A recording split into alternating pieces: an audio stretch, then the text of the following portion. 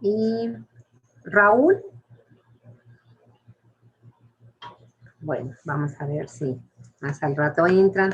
Jóvenes, vamos a seguir trabajando nuestro contenido de fisiología cerebelosa. Ya prácticamente tenemos que terminar este tema.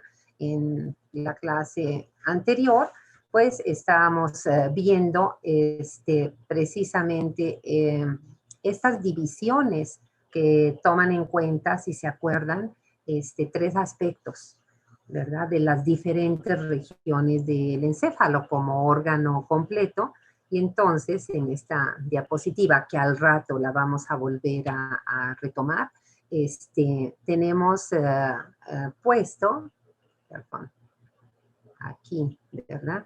Como dijimos, desde el desarrollo evolutivo, la región anatómica, el área funcional del cerebelo y la función que ejecuta. Y más al rato vamos a ver esa parte del cerebelo con qué núcleos profundos del cerebelo se relaciona, que es lo único que hay que agregar acá, ¿sí? También vimos ayer cómo las vías aferentes pues proceden, o sea, los impulsos aferentes al cerebelo proceden de todas las regiones restantes del encéfalo y es desde corteza, tallo cerebral, diferentes áreas e inclusive la médula espinal también. Y como las vías eferentes, comentábamos, ¿verdad? También van a tener diversas estructuras en el tallo encefálico y relevos en el tálamo, ¿verdad? Como está señalado ahí, o en núcleos del tallo cerebral, como el núcleo rojo y núcleos de bulbo y protuberancia, como los reticular, de la formación reticular, de los vestibulares. Y bueno, ¿verdad? Finalmente llegamos ayer a revisar, creo yo que nos quedamos aquí en las neuronas y capas que forman la corteza cerebelosa y no sé si también pudimos avanzar hacia las fibras aferentes a la corteza cerebelosa, que son precisamente estas que tenemos en esta diapositiva. Lo que necesito que me confirmen es si ya vimos esta diapositiva para avanzar o quedamos por ver esta diapositiva. Ya vimos esta diapositiva. Ah, gracias, Lili. Entonces avanzamos y entonces aquí está de nuevo. ¿Qué es lo que está, jóvenes? Lo que yo les decía. La figura de la izquierda es la misma que ya vimos en las dos clases pasadas. Es esta. Pero ¿qué es lo que tenemos que agregar? Y bueno, lo que tenemos que agregar es, o tiene que ver con esto, con el hecho de que las fibras, las fibras eferentes que salen de la corteza cerebelosa exclusivamente van a corresponder a, lo sabemos, los axones de las neuronas gigantes de Purkinje. Nada más. Aquí en esta figura del lado izquierdo se observa al menos una neurona con su axón, una neurona de Purkinje, y vean cómo, ¿verdad? Ese axón se va a atravesar la capa granular, que es la interna de la corteza, cómo se dirige atravesando la sustancia blanca de los hemisferios cerebelosos y va a terminar haciendo sinapsis. Y hay esa figura, ¿verdad? Que parece como quizá un gusano, una cosa así, está representando a los núcleos profundos del cerebelo, que serían como que el equivalente a los ganglios basales de los hemisferios cerebrales, ¿sí? Y entonces, por ese motivo, es que nuestra siguiente diapositiva nos va a dar a conocer cuáles son esos núcleos profundos, en dónde están localizados. Y finalmente, con qué área funcional del cerebelo se relacionan. ¿Para qué? Para que a partir de esas neuronas, de esos núcleos profundos, surjan las vías eferentes del cerebelo. ¿A dónde? A donde dijimos, a la corteza haciendo relevo en el tálamo, ¿verdad? Los núcleos del tallo cerebral, como los núcleos rojos, o núcleos de la formación reticular, o, ¿verdad?, vestibulares. Entonces, eso es lo que vamos a ver en esta próxima diapositiva. Y aquí la tenemos, ¿verdad?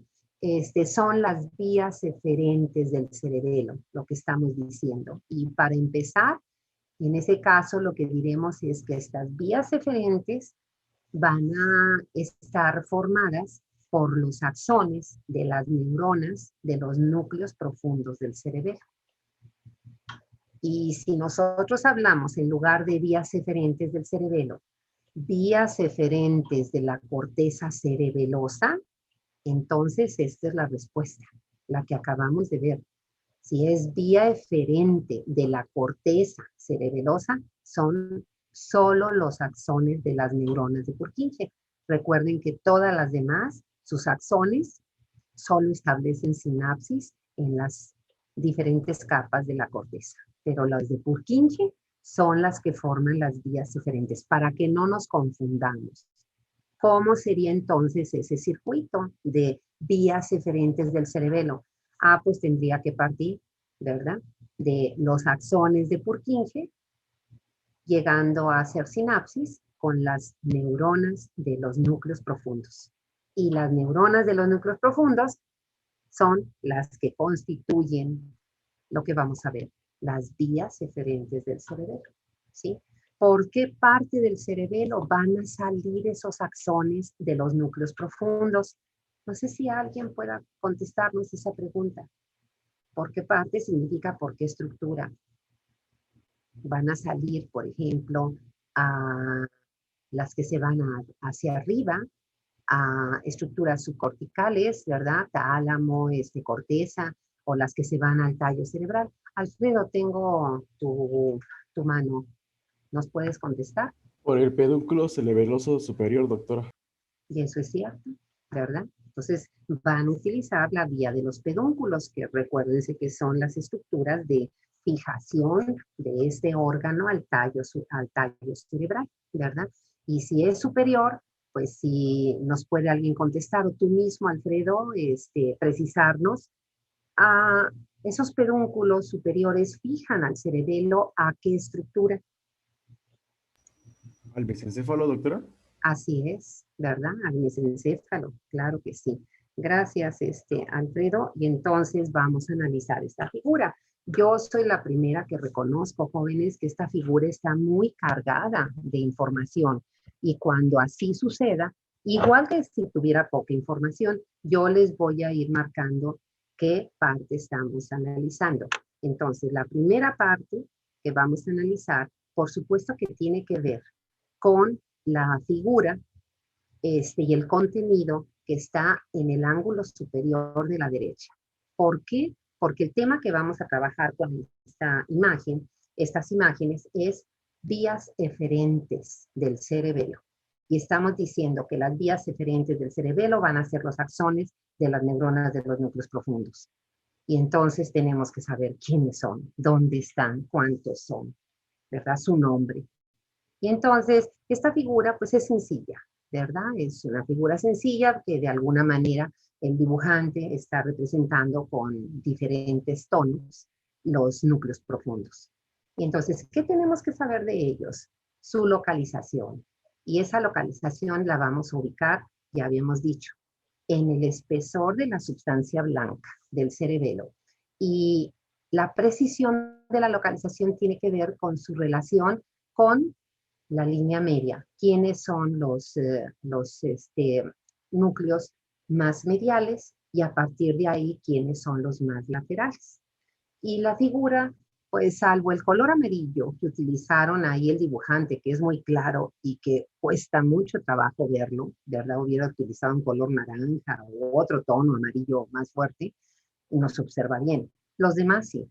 Y entonces empezamos, ¿verdad? De la región medial, el centro, de los hemisferios cerebelosos hacia los lados.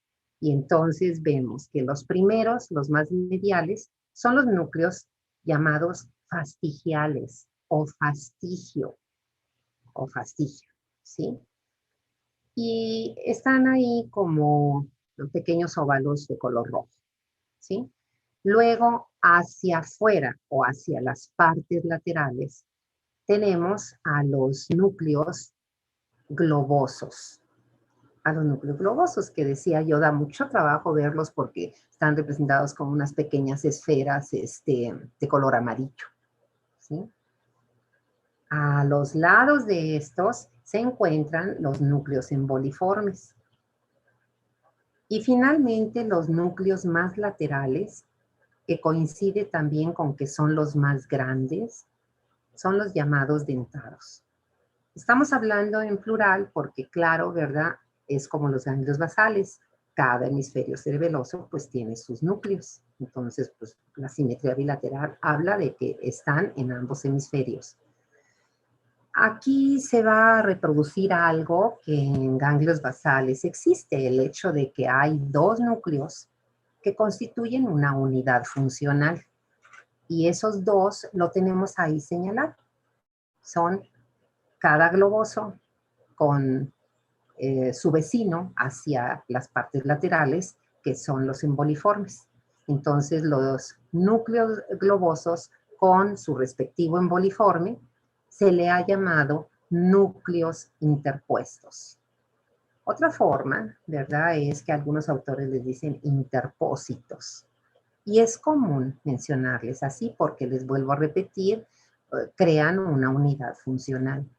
De tal manera, jóvenes, que para no confundirnos, si decimos cuántos núcleos hay, pues si cada uno de ellos los separamos de manera independiente, pues serían 4 en cada hemisferio. En total, pues son 8, ¿verdad? Pero son los mismos núcleos de un lado que del otro, es decir, las mismas estructuras. Y si queremos tomar como unidad funcional al globoso con su emboliforme, pues entonces diríamos que son 3, ¿verdad? Porque quedaría el fastigio o fastigial, luego el interpósito o interpuesto y luego el dentado. Eso es válido utilizarlo así siempre y cuando sepamos, ¿verdad? Que si utilizamos la nomenclatura de unidad funcional del núcleo interpuesto, ahí va el globoso con su respectivo emboliforme. ¿Qué vamos a hacer ahora?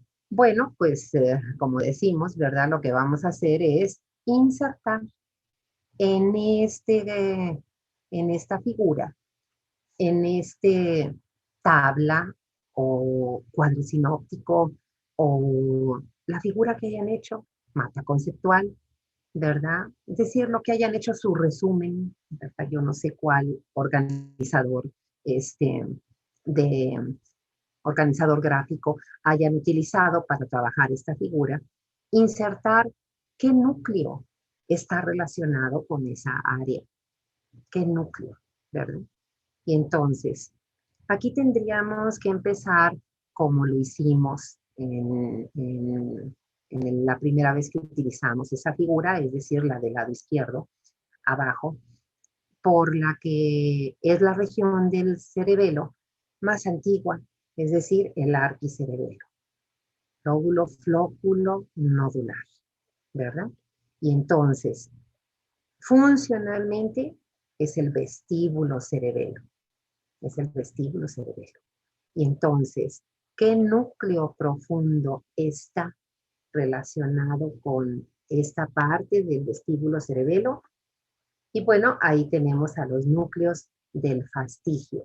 No todos, no todas las neuronas, sino aquellas que van a tener relación, y ahí está claro, con los núcleos vestibulares. Tan es así, ¿verdad?, que muchos autores inclusive obvian la participación de estos núcleos de fastigio y directamente, lo que ya sabíamos, ¿verdad?, que ya lo habíamos visto, nos dicen, ¿verdad?, de las conexiones sinápticas de los lóbulos flóculo-nodulares con los núcleos vestibulares. Vamos a agregarlo nosotros así, ¿verdad? Serían núcleos fasciales aquellas neuronas que tienen comunicación, es decir, hay sinapsis con núcleos vestibulares. ¿Por qué tenemos que ser así? Es decir, tenemos que especificarlo, porque ahora vámonos a la segunda región. Y evolutivamente hablando, pues sabemos que es el espinocerebelo, ¿verdad? Bueno, más bien el paleocerebelo, porque espinocerebelo, pues es el área funcional. Y anatómicamente, como lo vimos, ¿qué parte del cerebelo es? Ya lo sabemos, la parte medial, es decir, subdermis con las zonas mediales o intermedias de ambos hemisferios cerebelosos. Y ya habíamos visto las funciones, ¿verdad? Que tiene esta...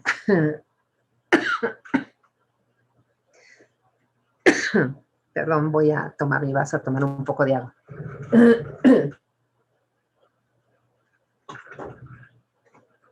Entonces ya habíamos visto, jóvenes, qué función, con qué función,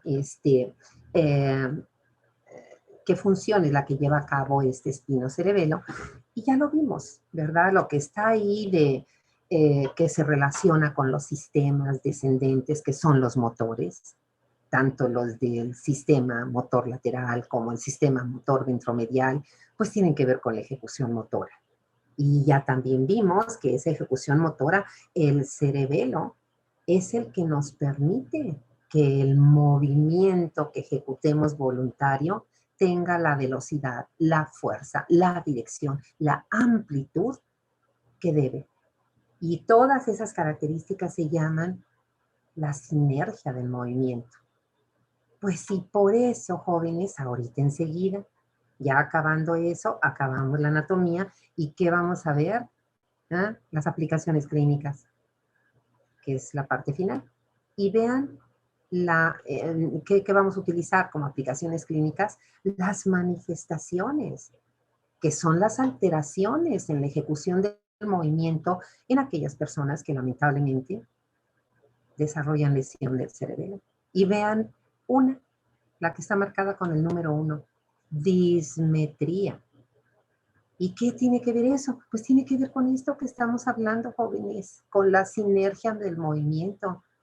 Dismetría, la dirección.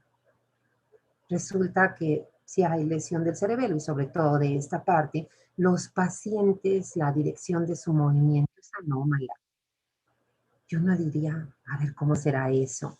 Pues hay pruebas en clínica que las vamos a conocer ahorita porque hasta ahí tenemos que llegar, ¿verdad? En esta clase. Fíjense, jóvenes, con qué núcleos profundos se relaciona esta parte. Bueno, pues imagínense.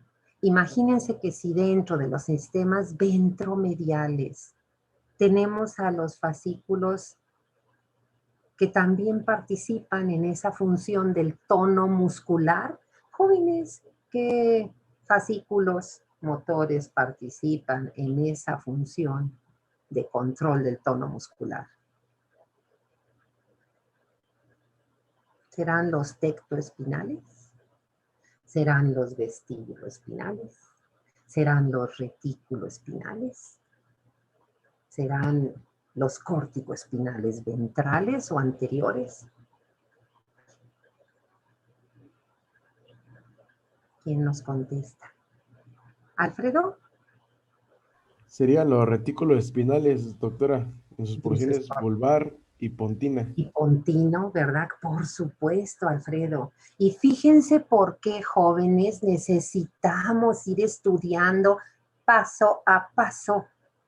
Porque yo no tengo que dejar, al cabo que el examen de neurofisiología, a lo mejor hablamos con la doctora y lo dejamos hasta pasando Semana Santa. Bueno, pues digo, yo no sé. Acuérdense que fijar la fecha de un examen mientras sea, dijéramos, decisión de nosotros, es decir, ustedes como grupo, yo como la profesora, pues lo podemos acordar, ¿verdad? A lo que voy es, no puedo dejar de estudiar lo que estoy viendo porque los voy a ocupar. Y entonces si vimos los fascículos es porque aquí lo estamos ocupando. Y vean si no. Entonces vean los núcleos profundos que están involucrados con esta área funcional del espinocerebelo. Y ahí dice otra vez núcleos fastigiales. Pero, ¿verdad? Ahí no está diciendo que van a relacionarse con los núcleos vestibulares. No, pues eso quedó en el vestíbulo cerebelo. Ahora es con los núcleos de la formación reticular. Y de esa manera es como el cerebelo participa en el tono muscular y también en la actividad motora. Recuérdense que los núcleos, los fascículos reticuloespinales, pontino y vulvar, como nos recordó ahorita Alfredo, cada uno tiene una función específica hacia determinados músculos, excitar a unos e inhibir a otros. Luego, fíjense arriba, porque aquí hay dos núcleos que participan con esta parte del espino cerebelo. Ahora son los interpuestos. Ya si yo quiero utilizar esta nomenclatura, yo automáticamente ahí digo, ahí van los dos, el globoso e imboliforme. Y entonces, ¿qué me dice? ¿A dónde mandan sinapsis estos núcleos interpuestos? No a los núcleos de la formación reticular, no con los núcleos vestibulares. Ahora es al núcleos rojo magnocelular. ¿Y que ya habíamos visto algo de estas neuronas magnocelulares de los núcleos rojos o no? ¿Cómo la ven? ¿Quién nos quiere recordar? ¿Qué tienen que ver estas neuronas para que tengamos que aprender que son los núcleos interpuestos los que establecen sinapsis con las neuronas de los núcleos rojos? Magnocelular. Fíjense, no nada más puedo quedarme en núcleo rojo. Tengo a fuerza que decir neurona magnocelular. ¿Por qué? Antes de que me contesten, jóvenes, vámonos a la figura, al ángulo inferior de la izquierda. Y vean ahí cómo en el recuadro azul, con el cerebelo, que es la parte más evolucionada, el neocerebelo, ahí vuelve a decir núcleo rojo, pero ahora dice parvocelular. Pues entonces quiere decir que estos núcleos rojos, ¿verdad? Para complicarnos el asunto de aprendizaje, no nada más va a tener las neuronas magnocelulares, sino va a tener las parvocelulares. Y vean cómo la función, pues es distinta. Es distinta. Entonces, ¿quién nos quiere recordar qué sabemos? ¿En dónde conocimos esos núcleos rojos? ¿Y qué sabemos al menos de sus neuronas magnocelulares ya ahorita? Carla, ¿te oímos? Estas neuronas, sus axones van a formar los fascículos rubrocorticales del sistema lateral. Claro, Carla, ¿verdad? Ni más ni menos que los axones de estas neuronas, así como tú lo expresaste correctamente, pues son los que forman los fascículos rubroespinales, ¿verdad? Y pues forma parte del sistema motor lateral. Acuérdate que son los vecinos de los córticoespinales, ¿verdad? Entonces, la conclusión, jóvenes. Espino cerebelo, ubico que es la parte de evolución intermedia, es el paleocerebelo. Recuerdo la región anatómica, ¿verdad? Vermis, porciones mediales o intermedias de los hemisferios cerebelosos. Y, ¿verdad? Aquí la corteza cerebelosa de esta región va a mandar las células de Purkinje, sus axones, a los núcleos interpuestos y a los fastigiales, a otras neuronas. Y esas neuronas de los núcleos interpuestos y los fastigiales van a salir a hacer sinapsis al núcleo rojo magnocelular y a los núcleos de la formación reticular. Ahora sí tengo toda la vía. ¿Qué tengo que hacer? Pues estudiarla para aprendérmela. Como ya queda un minuto, nos vamos a la última parte para cerrar este tema y regresar a la clase con preguntas, comentarios que quieran hacer. Nos vamos a la tercera zona. Evolutivamente hablando, la más reciente es el neocerebelo, ¿sí? Y anatómicamente, pues es el cerebelo lateral, o sea, las porciones laterales de ambos hemisferios cerebelosos. lo más grande, la porción más grande del cerebelo. Y funcionalmente, o le llamo cerebro-cerebelo, o le puedo decir ponto-cerebelo. Y ahora fíjense, la corteza cerebelosa de esta zona, sus células de Purkinje, ¿con qué núcleo profundo van a llegar a hacer sinapsis? Y ahí está. Pues si ya teníamos, hasta por exclusión, a veces se vale estudiar. Si ya teníamos a los fastigiales, a los dos interpuestos, bueno, a los dos que constituyen los interpuestos, pues el último es el dentado, a los núcleos dentados. Y estos núcleos dentados, ¿a dónde van a mandar su sinapsis? A los núcleos rojos, pero a las neuronas parvocelulares. ¿Por qué? Porque ¿cuál es la función que tiene? No es la ejecución.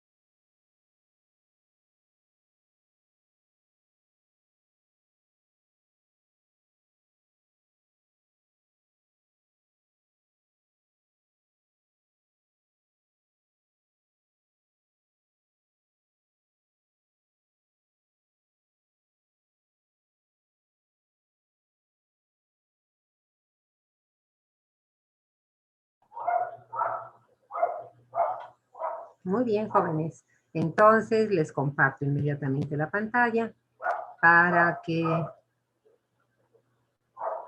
retomemos, ¿verdad? Nuestra parte final de este tema, ¿verdad? Entonces, fíjense cómo los autores tienen diferentes maneras, ¿verdad? De presentarnos estos contenidos. Fíjense ahora esta figura de Guyton, ¿verdad? Y entonces, si yo leo en el capítulo de Guyton, pues seguramente voy a encontrar en el capítulo 57, esta es la figura 8, ¿sí? Y entonces me habla del control cerebral y cerebeloso de los movimientos voluntarios. Y entonces, ¿a qué se refiere esta figura específicamente? El pie de figura, si lo alcanzan a leer, a lo mejor no, quienes trabajan con su celular porque está demasiado chiquito el pie de figura, no se los transcribí, pero dice control cortical o cerebral y cerebeloso de los movimientos voluntarios en el que participa especialmente la zona intermedia del cerebelo. Jóvenes, por favor, ahorita ya lo pueden interpretar. ¿Qué parte funcional del cerebelo debo de comprender cuando escuche zona intermedia del cerebelo? ¿Quién es? ¿Quién es esa parte de lo que acabamos de ver ahorita? A ver, Brenda. ¿Sería el espinocerebelo, doctora? Claro, por supuesto, ¿verdad? Pues ahí está la parte intermedia. Es el espinocerebelo. Y por favor, vuelvan a ver la diapositiva que acabamos de decir, que esta parte anatómicamente ya les tenemos ahí de nuevo y que las neuronas de Purkinje de esta zona de la corteza cerebelosa van a hacer sinapsis, vean por favor, ¿verdad? Con núcleos interpuestos y estos van a mandar sinapsis al núcleo rojo magnocelular, neuronas magnocelulares. Y luego, a través de núcleos fastigiales, a las neuronas de los núcleos de formación reticular. Pues vean lo que me está poniendo. Vean lo que me está poniendo aquí, ¿verdad? Ahí está, fíjense. Zona intermedia está del lado izquierdo. Esta es una, como una figura, pues no anatómica, ¿verdad? Pero al menos, pues la posición se respetó. Vean cómo el cerebelo está de lado. Y ahí está arribita, núcleo rojo. Pues claro que sí, si está en la parte alta del mesencéfalo, pues ahí está el núcleo rojo, y vean cómo del cerebelo salen sinapsis al núcleo rojo. ¿Cómo van a salir otras sinapsis al tálamo inclusive? Y lo que decíamos, del tálamo a la corteza. Acuérdense que generalmente es así, para ganglios basales y para cerebelo, las sinapsis no llegan directamente a corteza motora, siempre hay un relevo en el tálamo. Y luego, ¿verdad? Aquí ya me pone, ¿verdad? Como a partir de corteza, pues serán los fascículos córtico-espinales, que ahí está el nombre. Y después vienen pues todos los fascículos que se originan en mesencéfalo, en protuberancia y en bulbo, pues que son los del sistema extrapiramidal, ¿verdad? ¿Cuáles? Pues ahí está, rubroespinales, unos, luego en protuberancia y bulbo, retículoespinales, y luego de los colículos superiores también del mesencéfalo, tectoespinales, ¿verdad? Y finalmente, pues los vestíbuloespinales. Entonces, ¿qué nos da en esta parte, el capítulo 57 de Guyton? Pues esto, ¿verdad? Lo que acabamos de ver en la figura anterior, que las células de Purkinje son la única vía eferente o de salida de la corteza cerebelosa, y nosotros le agregamos a los núcleos profundos. Los axones de Purkinje no son los que se van a ir por los pedúnculos cerebelosos superiores a hacer las vías eferentes. No, ¿verdad? O sea, son vía eferente de corteza cerebelosa. ¿Qué es inhibidora? Es inhibidora. Por lo tanto, su neurotransmisor es GABA. Ya lo sabemos. Y además aquí no lo dice, pero ya lo sabemos. Todas las demás neuronas de la corteza, todas las demás, que son las estrelladas, las de cesta, o canasta, las de Golgi tipo 2, junto con las de Purkinje, todas son inhibidoras. Las únicas excitadoras, las granulares, que ya vimos, ¿verdad? Donde se forman las fibras musgosas, ¿verdad? Que llegan ahí a las granulares, y estas a su vez excitan a las de Purkinje. Y luego aquí tenemos, ¿verdad? Fibras diferentes, espinos cerebelosas. Pues es lo que acabamos de ver, jóvenes, al núcleo rojo, que por supuesto va a dar origen el magnocelular al fascículo rugoespinal. Y a la formación reticular de protuberancia y bulbo, pues va a dar origen esos núcleos a los haces reticuloespinales, ¿verdad? Luego, pontocerebelosas. Pontocerebelosas, pues es el neocerebelo, ¿verdad? Y entonces aquí pues tenemos que se van al tálamo y a la corteza. Es esta vía que acabamos de ver, ¿sí? Y luego vestíbulos cerebelosas, pues ya dijimos, a los núcleos vestibulares para los movimientos que tienen que ver con el equilibrio, ¿verdad? Y con los movimientos de cabeza y ojos relacionados con el equilibrio, ¿sí? Bueno, pues acabamos estas vías del cerebelo que prácticamente, ¿verdad?, manejamos con esta figura. Vamos a ver si tienen alguna pregunta o algún comentario que quieran agregar de lo que ustedes, obviamente han estado leyendo y ya conocen. Antes de pasar ¿a dónde? A terminar, tenemos cuando menos unos 10 minutos para terminar este capítulo con las aplicaciones clínicas. Es el último tema.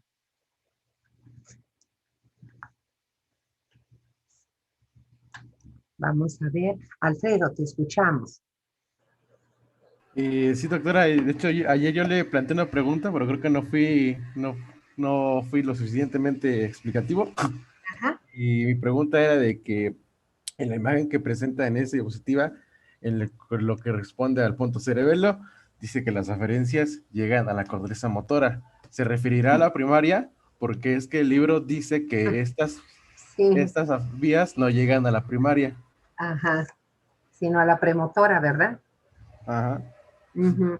Sí, fíjate que sí, de hecho, qué bueno que lo comentes, porque sí lo revisé, lo revisé, Alfredo. Muchas veces, ¿verdad? Está bien uno, dijéramos, leer un libro que tiene la categoría de tratado, ¿verdad? Sobre todo tratado, pues quiere decir que es un libro que tiene un contenido muy extenso, no es como Linda Costanzo, ¿verdad? Y lo que ocurre, ¿verdad? Y déjame ver si lo tengo a la mano y si no, mañana te enseño la referencia.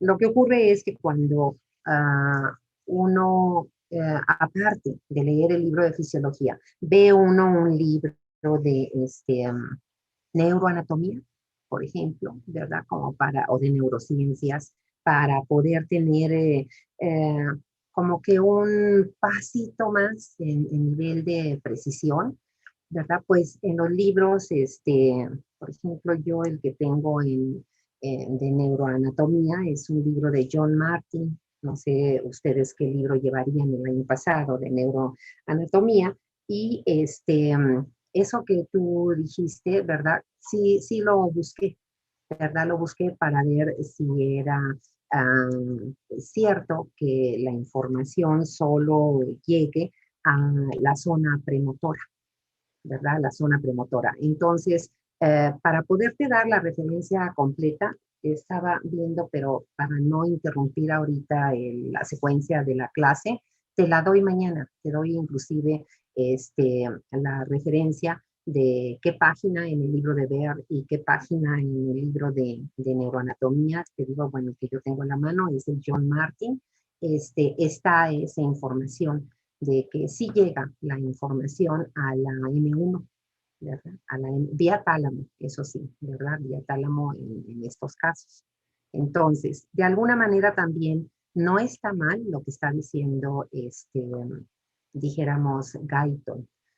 ¿Por qué? Porque si recuerdan, para todos, no nada más para Alfredo, si recuerdan este esquema inicial del circuito, ay, perdón, del circuito general, jóvenes no son entidades que tengan fronteras tipo México, Estados Unidos. Eso quiere decir irreconciliables. No, ¿verdad? Vean acá arriba la corteza cerebral con función motora, áreas motoras, y vean cómo el área 4, que es la N1, la primaria, por supuesto que tiene sinapsis, ¿verdad? Con todas las demás. Es decir, con la 6, y ahí está la primera flecha. Y luego la 6 con la prefrontal. Y la 4 con la sensorial. Y vean cómo inclusive hay, ¿verdad? Sinapsis incluso con todas las motoneuronas de toda esta amplia zona que se consideran como áreas motoras de corteza.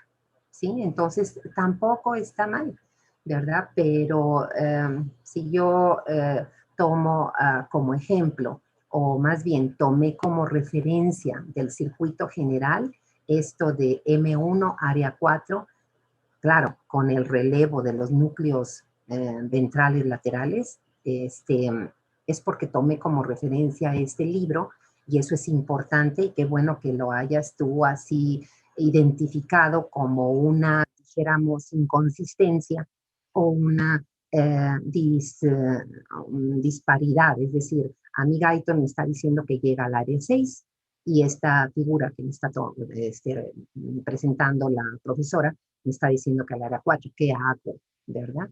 Pues entonces lo que hacemos es eso. Es decir, ¿verdad? De que si la referencia es Guyton, pues te va a decir al área 6.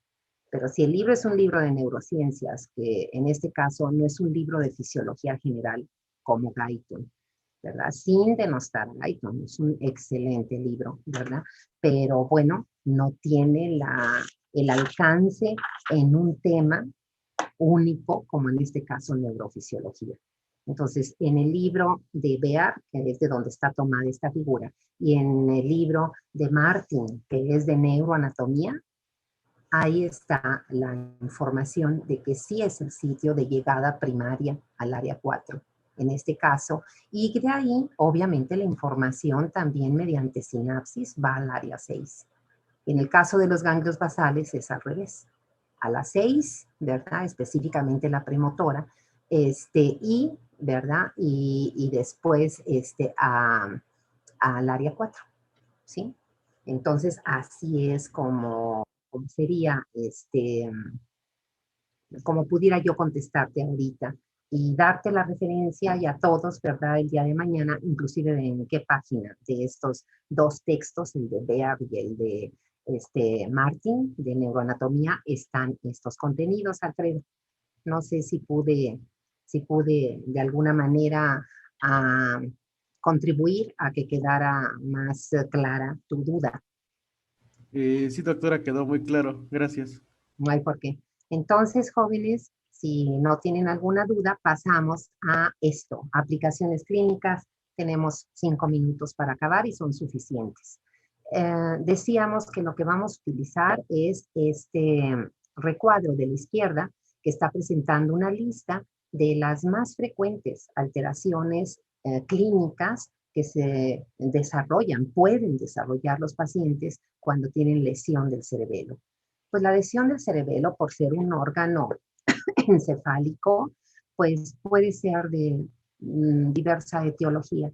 Puede ser de etiología hemorrágica, ¿verdad? Puede ser de etiología trombótica, embolia, trombosis. Puede ser traumática por un golpe directo o una caída, ¿verdad? Es decir, hay etiología diversa. Puede ser por una neoplasia, un tumor. Y entonces, ¿cuáles son estas alteraciones? Empezamos con esta, la número 1, que es la dismetría.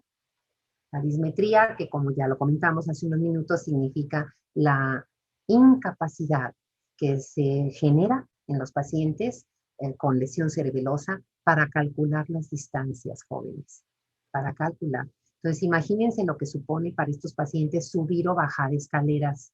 No van a poder calcular la altura de los escalones, entonces pueden caerse. Para bajar de la banqueta a la calle o de la calle a la banqueta, pues hay serios problemas para eso. Para tomar algún objeto, jóvenes, algún objeto, por ejemplo, imagínense que esto es un buró, es un peinador, una mesa de su casa, y ellos quieren tomar algo, las llaves. Entonces, ¿qué puede hacer?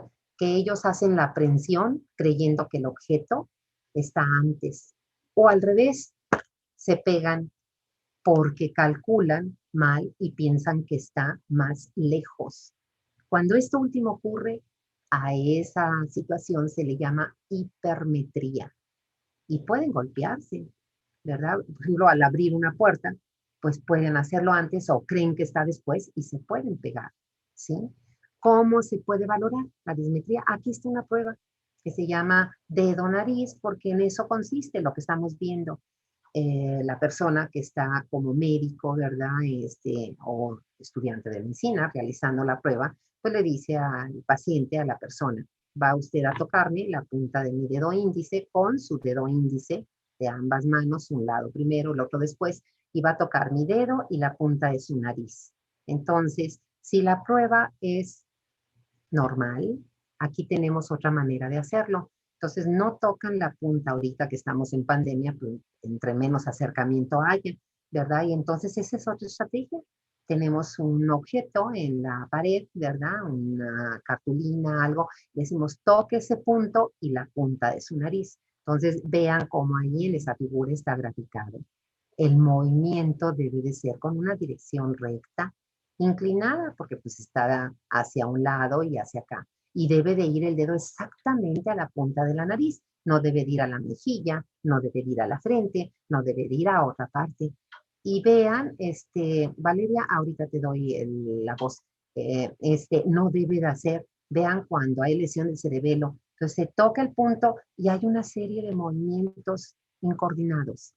Te escuchamos, Valeria. Así que la otra prueba para la dismetría, nada más quería mencionarla, que es la de talón rodilla, que Sí. es poner el talón de una extremidad Ujú, en la tibia de la otra extremidad ujú. y la vamos a llevar de la tibia hasta la rodilla y otra Y vez hacia abajo y otra vez hacia arriba y después con la otra extremidad. exactamente, ¿verdad? Es decir, el paciente debe de estar en decúbito dorsal, ¿sí? Y entonces lleva su talón de una extremidad a la altura de la rodilla y lo tiene que deslizar, como Valeria dijo, a través de la tibia hacia el pie y de regreso. y la otra extremidad también. Efectivamente, Valeria, gracias por comentarnos, ¿sí? Aquí tenemos, jóvenes, ay, perdón, me equivoqué. Otra prueba también de dismetría, fíjense, y de ataxia, que es la falta de coordinar bien, la incoordinación del movimiento. Y esta de dismetría es la famosa prueba del rebote, aunque es la prueba que se llama Stewart-Holmes, pero difícilmente le ponemos prueba de Stewart-Holmes, ¿no? Generalmente prueba de rebote. Entonces vean lo que ahí sucede. No sé si alguien la vio y nos la quiera explicar en este último minuto de la clase.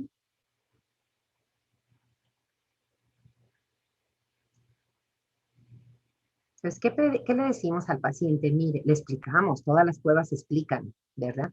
Haga usted el movimiento como si se quisiera dar un golpe en su hombro, con su mano, ¿verdad? Sí, pero yo lo que voy a hacer es que le voy a sujetar el antebrazo para que no se lo dé, pero va a llegar un momento en que se lo suelte. Entonces, una persona sana, aunque se quiera hacer, pues se detiene el movimiento. Una persona con lesión cerebelosa no lo puede detener. Y entonces el movimiento avanza y se logra dar el golpe, ¿verdad? En esa región. Esa es otra. Y terminamos, jóvenes, poniendo aquí lo que es la ataxia. Y la ataxia es la incoordinación del movimiento voluntario. ¿Cómo la valoramos? Pues generalmente con las pruebas de marcha. Es una manera práctica de valorarlo. Esto lo tienen ustedes en el artículo que les envié. Entonces, ¿qué le pedimos al paciente? Lo que está haciendo esta joven, le pedimos que camine en línea recta. Normalmente los pasos, ¿verdad? ¿Qué sucede si hay lesión del cerebelo? Que va a llegar un momento en que al empezar a caminar, el paciente se va hacia un lado, se va hacia el otro, recupera la línea y entonces es una marcha, ¿verdad? Tambaleante o zigzagueante. Algunos autores dicen de ebrio. No hay que utilizar esa expresión, jóvenes, eso es peyorativo. Es decir, puede ser ofensivo, porque el paciente con justa razón, oiga, ¿por qué me está poniendo ahí en mi expediente marcha de ebrio si yo soy abstemio, ¿verdad? O yo no tomé bebida alcohólica? Y tienen razón, ¿verdad? Lo que pasa es que las personas con intoxicación etílica, pues también tienen problemas de equilibrio, ¿verdad? Y a veces, ¿cómo se presenta mejor? Diciendo al paciente que cuando camine en línea recta, el talón lo pegue a la punta de los pies. Y si avanza a la punta de los pies, es decir, no dejando un espacio. Así se observa mejor. ¿Con qué otra estrategia? Ahí está. Caminar en puntillas, en la punta de los pies, sobre los dedos. Y caminar con los talones. Esas son estrategias para valorar la ataxia, ¿sí? Y finalmente, jóvenes, el temblor. Ahí nos vamos a quedar para el día de mañana porque se nos acabó la clase. El temblor. Ahí, por favor, me dicen, ¿verdad? Que ahí nos quedamos. Y obviamente mañana avanzamos al capítulo 5 para que lean. Jóvenes, capítulo 5 es la tercera división funcional. Es la división de las funciones de integración, donde vamos a hablar de las funciones cognitivas, el pensamiento, la memoria, el aprendizaje. Pues imagínense, ¿verdad? Yo espero que les interese bastante este tema. Que tengan buena tarde, ¿eh? Hasta mañana. Hasta luego.